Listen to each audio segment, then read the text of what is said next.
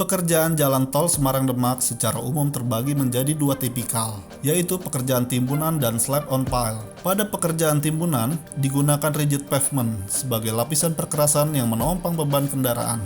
Pada video ini akan ditampilkan tahap-tahap apa saja yang harus dilakukan dan diperhatikan dalam proses pekerjaan rigid pavement. Pelaksanaan rigid pavement dimulai dari fabrikasi T-bar dan dowel bar. Fabrikasi untuk T-bar cukup sederhana, tulangan ulir cukup dipotong sesuai dengan panjang rencana. Sedangkan fabrikasi untuk dowel bar diperlakukan perhatian yang lebih. Dowel bar memiliki dua sisi yang berbeda fungsi, yaitu move dan fix. Pada sisi move, dowel bar harus dipastikan memiliki permukaan yang lurus dan mulus agar dowel dapat bekerja dengan sempurna. Oleh karena itu, pada sisi move, pemotongan tulangan wajib menggunakan cutting wheel. Dowel pada sisi move juga harus diberikan pelumas dan selongsong plastik agar dapat bergerak dengan mudah di dalam beton. Khusus pada bagian expansion joint atau stop chore, dowel dipersiapkan menggunakan chair atau dudukan khusus. Dikarenakan pada bagian ini tidak dapat digunakan dowel bar inserter karena akan terhalang oleh backcasting penutup. Setelah fabrikasi T-bar dan dowel bar selesai, material tersebut dapat dibawa ke lapangan dan diletakkan di tempat yang bersih dan kering. Pada sisi lapangan, persiapan yang perlu dilakukan adalah pembersihan area kerja dan penghamparan plastik cor. Area kerja yang sudah terhampar lantai kerja harus dibersihkan dari material-material tajam, seperti kerikil, besi benrat, ataupun ranting tumbuhan. Material-material tersebut dapat merusak plastik cor yang digunakan, sehingga air semen berpotensi keluar dan beton menjadi keropos. String line juga dipastikan sudah terpasang dengan elevasi yang benar, karena alat concrete paver akan membaca string line secara otomatis untuk mengatur ketinggian dan kemiringan paver.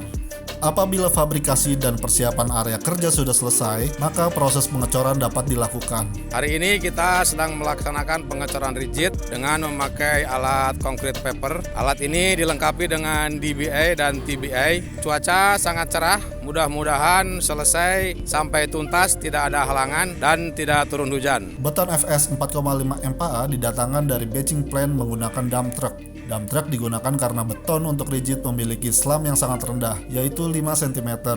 Slam yang sangat rendah ini juga membuat beton menjadi lebih cepat setting. Oleh karena itu, untuk menjaga beton dari paparan panas dan sinar matahari, dump truck harus ditutup menggunakan terpal.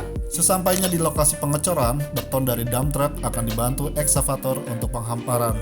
Dump truck dan eksavator harus sangat berhati-hati dalam bermanuver, jangan sampai menabrak string line yang akan mengacaukan ketinggian dan kemiringan beton perkerasan. Beton yang telah terhampar akan dipadatkan dan diratakan secara otomatis oleh concrete paver. Pantauan dari pekerja tetap diperlukan untuk memastikan sudut-sudut perkerasan sudah terbentuk dengan sempurna. Pada proyek ini, T-bar dan dowel bar dipasang secara otomatis menggunakan T-bar inserter dan dowel bar inserter. Penggunaan alat ini dapat memastikan tulangan terpasang dengan lurus dan jarak yang sesuai dengan rencana. Khusus pada area expansion joint atau stop chore, dowel dipasang menggunakan chair atau dudukan karena adanya backcasting yang menghalangi pergerakan dowel bar inserter. Beton yang keluar dari alat concrete paver masih memerlukan finishing menggunakan screed untuk menghaluskan permukaan beton. Setelah permukaan halus, maka dapat dilakukan grooving dengan alat khusus. Setelah beton sedikit mengeras, beton langsung dilapisi dengan curing kompon agar dapat menjaga penguapan dan suhu beton tetap stabil. Kemudian, setelah 6-8 jam setelah pengecoran, beton di-cutting menggunakan gerinda berjarak 5 meter sesuai dengan posisi dowel.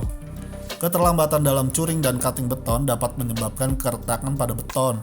Beton tetap harus dicuring secara berkala, walaupun sudah menggunakan lapisan curing kompon di awal pengecoran. Beton dilapisi geotekstil non-woven dan disiram dengan menggunakan water tank sebanyak 2 kali sehari selama 7 hari.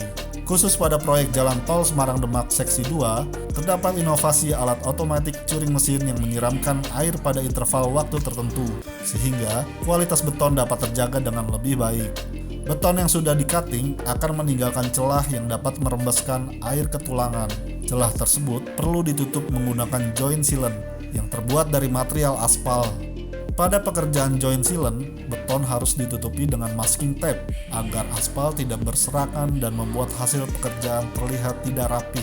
Pemanasan aspal juga harus sangat diperhatikan. Aspal yang kurang panas akan membuat campuran tidak seragam, sedangkan aspal yang terlalu panas dapat merusak ikatan karbon pada material aspal. Setelah semua tahapan tersebut dilakukan, dapat dilihat hasil-hasil pekerjaan rigid pavement yang sangat berkualitas. Kualitas pekerjaan ini yang akan membawa nama baik PT PP untuk dapat menjadi BUMN konstruksi yang dikenal terbaik dalam kualitas pekerjaan.